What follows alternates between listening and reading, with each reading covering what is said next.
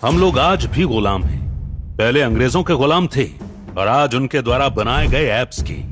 और इन दोनों चीजों में जो कॉमन है वो है पूंजीवाद, जिसकी शुरुआत हुई थी 31 दिसंबर 1600 में ईस्ट इंडिया कंपनी के द्वारा, जिसका मकसद था इंडिया और उसके आसपास के देशों में व्यापार करना और इसके बदले में ब्रिटिश की गवर्नमेंट उनसे टैक्स लेती थी। ईस्ट इंडिया कंपनी का भारत से पहला मेजर कॉन्टैक्ट 1608 में विलियम हॉकिंस के जरिए हुआ। उस समय भारत में मुगल शासक जहांगीर था, इसीलिए बिना उसकी इजाजत के कोई भी भारत में व्यापार नहीं कर सकता था। और वही हुआ जिसका विलियम हॉकिंस को डर था। जहांगीर ने उसे परमिशन नहीं दी। इसके बाद 1615 में sir Thomas Roe east India company की तरफ से जहांगीर से मिलने आया। उसने अपनी चतुराई से जहांगीर से व्यापार करने की परमिशन ले ली। इस परमिशन के बाद ईस्ट इंडिया कंपनी कुछ जगहों पर अपना व्यापार जमा सकती थी, लेकिन किसे पता था कि यही परमिशन एक दिन भारत का काला भविष्य बनकर आएगा।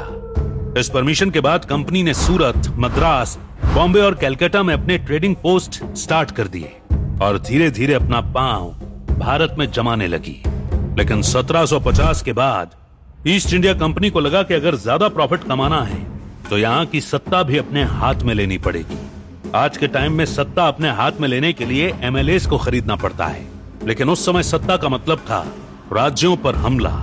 और ईस्ट इंडिया कंपनी ने भारत को गुलाम बनाने के लिए सबसे पहले अपनी सेना तैयार की और धीरे धीरे कई जगहों पर उसने अपना राज्य स्थापित कर लिया। ये लोग इंडियन रिवोल्ट से बचने के लिए राज्य पर कब्जा करने के बाद वहां की गद्दी पर खुद नहीं बैठते थे, बल्कि उसकी जगह वो एक पपेट राजा बैठाते थे जो ईस्ट इंडिया कंपनी के इशारों पर नाचते थे। लेकिन 1750 के बाद उन्हें समझ आया कि अगर उन्हें पूरे भारत में अपनी धाक जमानी है तो बंगाल को अपने कब्जे में करना होगा, क्योंकि उस समय बंगाल इंडिया का सबसे मजबूत बिजनेस हब हुआ करता था और उस समय बंगाल के नवाब अली वर्दी खान थे। लेकिन 1756 में अली वर्दी खान की मौत के बाद उसका पोता सिराजुद्दौला बंगाल की गद्दी पर बैठा। ब्रिटिश को लगा कि सिराजुद्दौला एक कमजोर नवाब है तो उसे आसानी से गद्दी से हटाया जा सकता है, इसलिए ब्रिटिशर्स ने अपने बिजनेस सेंटर कलकत्ता के फोर्ट विलियम की घेराबंदी करके सेना बनानी शुरू कर दी।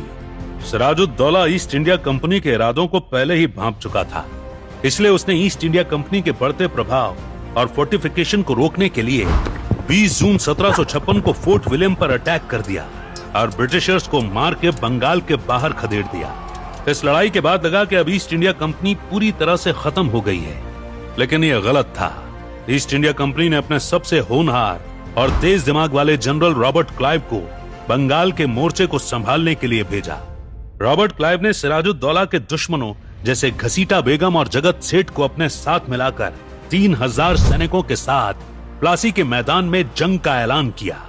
सिराजुद्दौला भी 1 लाख की सेना लेकर मैदान में उतर आया। शुरुआत में सिराजुद्दौला रॉबर्ट क्लाइव पर भारी पड़ रहा था, लेकिन तभी सिराजुद्दौला के सेनापति मीर जाफर की गद्दारी ने जंग का पूरा रुख ही बदल दिया। इसके कारण भारत का इतिहास पूरी तरह से बदल गया। आखिर मीर जाफर ने सिराज के साथ गद्दारी क्यों की? आखिर क्यों जहांगीर ने पहली बार